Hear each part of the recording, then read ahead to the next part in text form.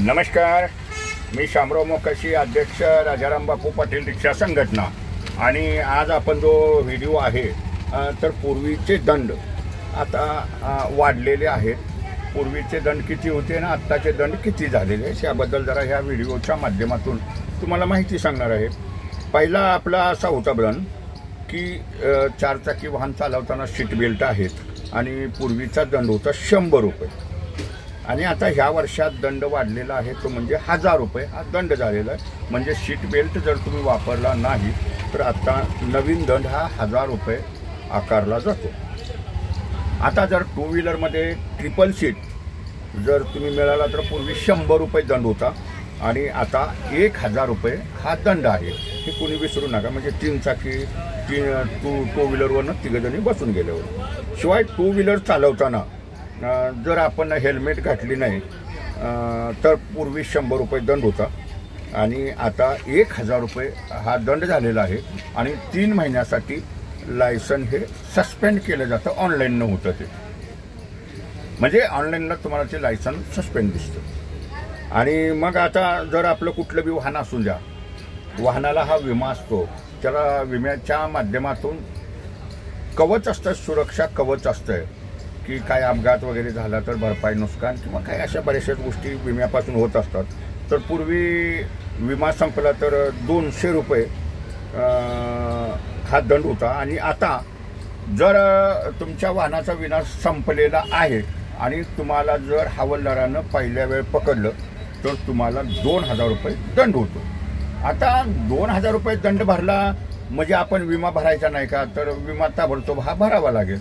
पण पुन्हा जर तुम्हाला 2 दिवसानं 4 दिवसानं जर पकडलं आणि पुन्हा तुमच्या वाहनाचा विमा नसेल दुसऱ्या वेळेस घावल्यानंतर तर तुम्हाला 4000 रुपये हा दंड आहे। आता तुम्ही म्हणाल आम्हाला पकडलेलं कसं कळणार आणि काय कसं कळणार, तर ऑनलाईनला दंड भरताना त्याच्यात येत असतंय विमा नाही म्हणून, आणि ते ऑनलाईनला पुन्हा दुसऱ्या वेळेला मग दिसतं की बाबा ह्या तारखेला पकडलेलं होतं तुम्ही दंड भरलेला होता आणि मग दुसऱ्या वेळेला तुम्हाला पुन्हा 4000 रुपये दंड भरावा लागतो विमा नसेल तर, आणि 3 महिन्याच्या तुरुंगवासाची कायद्यात त्या तरतूद बी आहे। आता धोकादायक वाहन चालवणं पूर्वी होता 500 रुपये दंड आणि आता 5000 रुपये हा दंड झालेला आहे। आणि प्रत्येक वाहनाला वेगाच्या ह्या मर्यादा असतात, स्पीड असतात, त्या मर्यादेतच ते वाहन पळवायचं असतंय। पण अतिवेगानं जर तुम्ही वाहन चालवलं, त्या वेग मर्यादेचं उल्लंघन केलं तर पूर्वी 500 रुपये हा दंड होता तर आता 5000 रुपये हा दंड झालेला आहे। ऑनलाईनला जोडला जातो। त्यानंतर आता आपण सिग्नलला वाहनं थांबवतो वाहतूक सुरळीत होण्यासाठी। पूर्वीचा दंड होता तुम्ही सिग्नल वगैरे तोडला, सिग्नल जम्पिंग केला तर तुम्हाला 500 रुपये हा दंड असायचा, पण आता 5000 रुपये हा दंड आहे आणि तो ऑनलाईनला सुद्धा दंड तुम्हाला दिसतो। आणि आता वाहन चालवताना, कुठलंही वाहन चालवताना, मग मोटरसायकल असू द्या, रिक्षा असू द्या, टॅक्सी असू द्या, ट्रक असू द्या, टेम्पो असू द्या, जर तुम्ही मोबाईल वाहन चालवत असताना जर मोबाईलवरती जर संभाषण करत असाल, मोबाईल चालू असेल तर पूर्वी 500 रुपये दंड होता आणि आता 5000 रुपये हा दंड झालेला आहे। म्हणजे वाहन चालवताना मोबाईलवर संभाषण करणं। आता तुम्ही वाहन चालवताना जर तुमच्याकडं ड्रायव्हिंग लायसन नसेल तर तुम्हाला पूर्वी 500 रुपये दंड होता आणि आता 5000 रुपये हा दंड झालेला आहे। आता दुसरं म्हणजे आपत्कालीन वाहनांना रस्ता जर आपण बी वाहन चालवतोय, आपण हळूहळू चाललोय, मागणं एखादं आपत्कालीन वाहन, समजा तुमचं कुठंतरी आग लागलेली आहे, अग्निशामकाचा बंब येतोय, रुग्णवाहिका येते, की वाहनांना तात्काळ रस्ता देणं बंधनकारक असतं। आणि पूर्वी जर अशा काय वाहनं पकडली तर 1000 रुपये दंड होता, पण आता 10,000 रुपये आता दंड आहे। शिवाय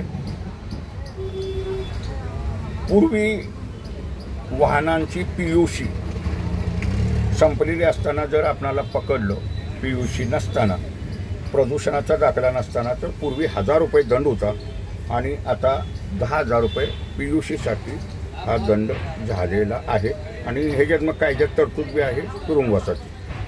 आता जर आपण नशा पाणी करून दारू पिऊन जर वाहन चालवत असेल तर पूर्वी 1,000 रुपये दंड होता आणि मग दुसऱ्यांदा तुम्हाला पकडलं तर 1,500 होता. पण आता 10,000 रुपये दंड आहे आणि 6 महिन्याची तुरुंगवासाची कारवाई होते. म्हणजे त्यांना गुन्हा मग टाकावा लागतो. परंतु जर वाहन नशापाणी करून जर वाहन चालवलं तर 10,000 रुपये दंड आहे आणि 6 महिन्याची कायद्यात तरतूद आहे. परंतु तुम्ही दंड भरला तर मग एवढे जास्त काय हवालदार काही करत नाहीत, म्हणजे गुन्हा टाकायचा काही प्रयत्न करत नाहीत, पण ते दंड घेऊन पावती फाडून तुम्हाला सोडून देतात. असली सुद्धा अवस्था आहे. आता जर तुमच्या वाहनाच्या माल वाहतूक वाहनं म्हणा ह्याला मर्यादा दिलेल्या असतात. वाहनात माल किती, 1 टन 2 टन 4 टन 5 टन. जर ते वाहनातून जर तुम्ही ओव्हरलोड माल भरत असतील तर तुम्हाला डायरेक्ट 20,000 रुपये दंड आहे. आता समजा लॉरी आहे, टेम्पो आहे, कुठलंही वाहन आहे. आता समजा एखाद्या टेम्पोला 2 टनाचं पासिंग आहे आणि जर तुमच्या गाडीत 2, 3 टन 4 टन जर माल घावला तर 20,000 रुपये त्याला दंड आहे. आणि मग पुढं दुसऱ्यांदा जर तुम्हाला पकडला तर ती गाडी मी जप्त करतात. असं म्हणजे दंडाच्या कारवाई ह्या तुफान वाढलेल्या आहेत, चलन वाढलेले आहेत. आता जर अल्पवयीन मुलाला तुम्ही जर मोटरसायकल किंवा कुठलंही वाहन चालवायला दिलं, त्याच्याकडे लायसन नाही काय नाही, तर पूर्वी 2,500 रुपये दंड होता आणि आता तुम्हाला 25,000 रुपये अल्पवयीन मुलाकडं, म्हणजे 14 वर्षाच्या 15 वर्षाच्या मुलानं जर वाहन चालवताना घावला तर तुम्हाला पूर्वी 2,500 रुपये दंड होता. आता इथं 25,000 रुपये दंड झालेला आहे. आणि मग तुम्हाला त्याच्यात शिक्षेची बी तरतूद आहे. 3 वर्ष तुरुंगवासाची त्या कायद्यात असं. आणि मग तुमचं जर वाहन आहे हे सुद्धा 1 वर्षासाठी रद्द बी करू शकतात. म्हणजे तुम्हाला वाहन चालवताना लायसन हे अत्यावश्यक असतं. आणि जर तुम्ही अल्पवयीन असाल जर असं तुम्हाला पकडलं वाहन चालवताना, मग कुठलंही वाहन असून द्या, तुम्हाला दंड वगैरे हा भरावा लागतो. दंड मोठे वाढलेले आहेत. म्हणजे ह्या 2025 साली दंडाच्या रकमा ह्या 1 तारखेपासून वाढलेल्या आहेत सगळ्या. तर प्रत्येकानं वाहन काळजीपूर्वक चालवा, नियम पाळा आणि आपले वाहनाचे पेपर बी अपडेट ठेवा.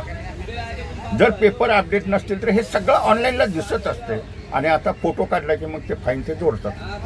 मग आपण म्हणतो मला हवालदारानं सोडलं तसंच, पण ते आपल्या रेकॉर्डला ऑनलाईनला सगळं ते वाहनाचे दंड जोडले जातात. हे विसरू नका. मग तुमचं कुठलंही वाहन असून द्या, वाहन ब्लॉक करताय सरकार, म्हणजे तुम्हाला रेड अक्षरमध्ये वाहन दिसेल. मग तुमच्या वाहनाचं काय बी पासिंग असून द्या, काही बी असून द्या, जरी तुम्ही ते वाहन ब्लॉक केलं तर तुम्ही जर ते वाहन कुणाला विकलं तरी त्याच्या नावावर होत नाही.